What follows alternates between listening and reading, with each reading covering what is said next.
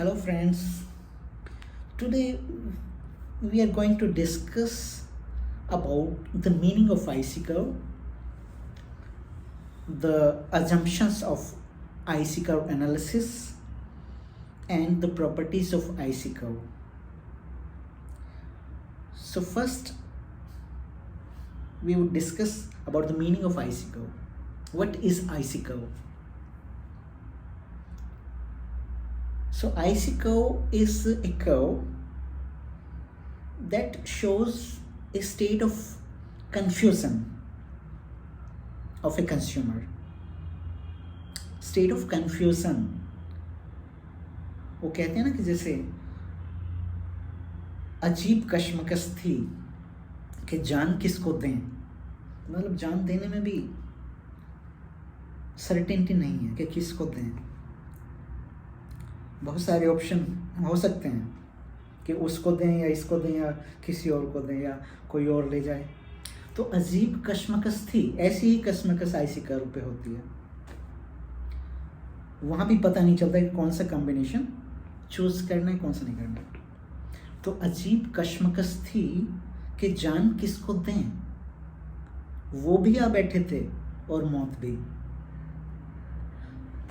So the meaning of IC curve is that it is a curve that shows various combinations of two commodities that give equal satisfaction to a consumer.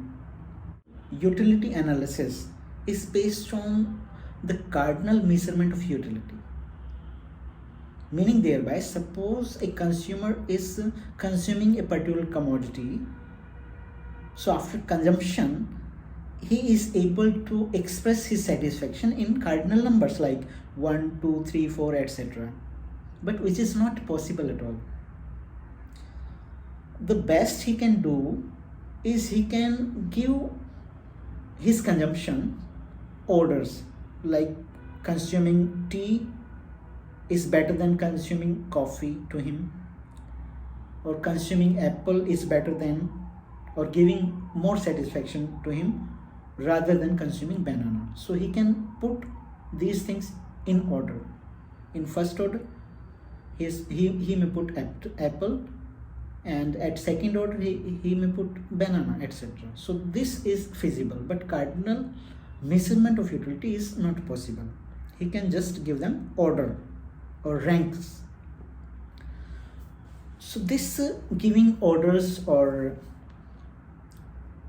indifference curve approach was first propounded by a British economist, namely Edgeworth, in 1881, and later on it was again developed and discussed by various other economists like Pareto and Slutsky and Hicks, etc.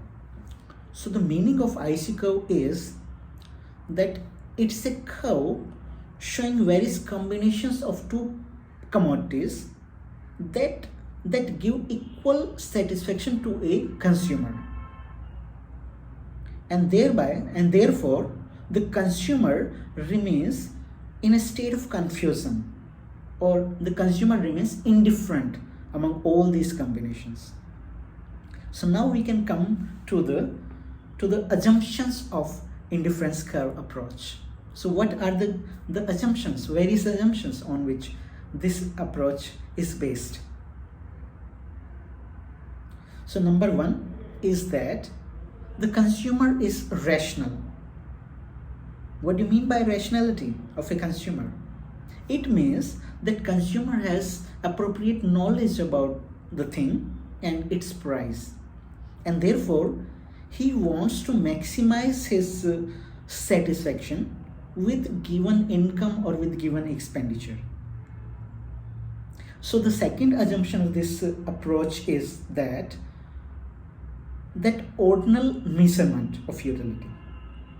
Yes, of course, cardinal measurement is not possible, but he or the consumer can put all these things in order with respect to the satisfaction or the utilities that he derives by their consumptions. So the third assumption of this law is the non-satiety. What is the meaning of non-satiety? Non-satiety means a consumer cannot be satisfied completely by the consumption of any particular commodity, or in other words, a larger quantity of a particular commodity would give larger satisfaction to the consumer. It means that he will always prefer a larger amount of a commodity to the lesser amount. Next assumption of this analysis is that certain or certainty of selection. What is the meaning of certainty of selection? It means that consumer once selects a particular combination, or he prefers a particular combination over the other combination, so this selection is certain and not going to change. There will not be any situation where he prefers B to A, because he has already shown his preference for combination A than B. So there has to be a permanency or a certainty in his selection. So the next assumption of this analysis is transitivity. What is the meaning of transitivity? Transitivity means that suppose there are three combinations A, B and C, and the consumer is preferring A, or considering A is better than combination B, and he thinks that combination B is better than combination C. So keeping this in mind or studying this, we can come to the conclusion that the consumer is preferring A combination over C also, because A is greater than B and B combination is greater than C. So we can draw a conclusion that A should be and would be greater than C combination. So this is the meaning of transitivity. Now we can discuss about various properties of IC curve. So there are various properties, and one of them is IC curves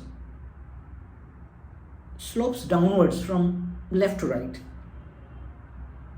Why and what is the reason that IC curve slopes downwards from left to right? It is because IC curve shows various combinations of two commodities which give equal satisfaction. So coming down from one point or one combination depicted on IC curve to the another would increase the quantity of a particular commodity with the consumer. So in order to be at the same level of satisfaction, he will have to sacrifice some amount of the other commodity. So that is why IC curves slopes downwards from left to right. So the second property of this analysis is that IC curves are convex to the point of origin. What does it mean? Why they are convex to the point of origin? It means that when we move from A point to B, which is downwards, so the slope of IC curve becomes flatter. It is because of diminishing marginal rate of substitution that we'll discuss later. So it is because of diminishing marginal rate of substitution. So next property of IC curve is that two IC curves never touch each other and never intersect each other. Why? Because two IC curves show different levels of satisfaction to a consumer.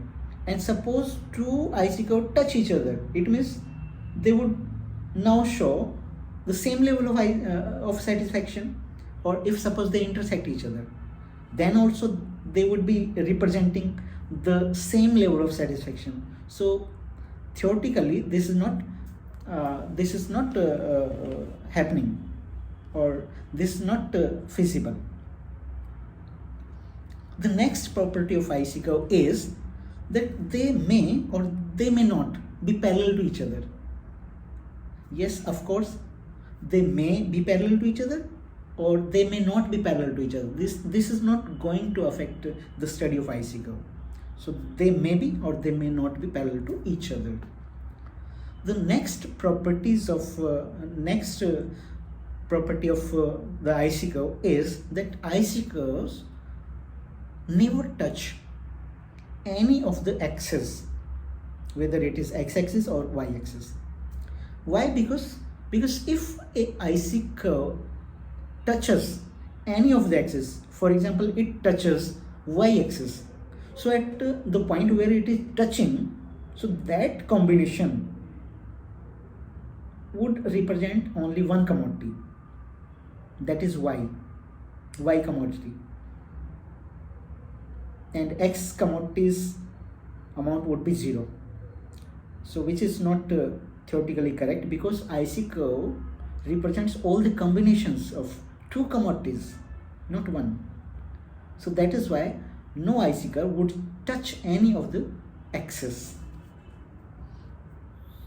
So the next property of this IC curve may be that higher IC curve would represent a higher level of satisfaction. I think this has been done already.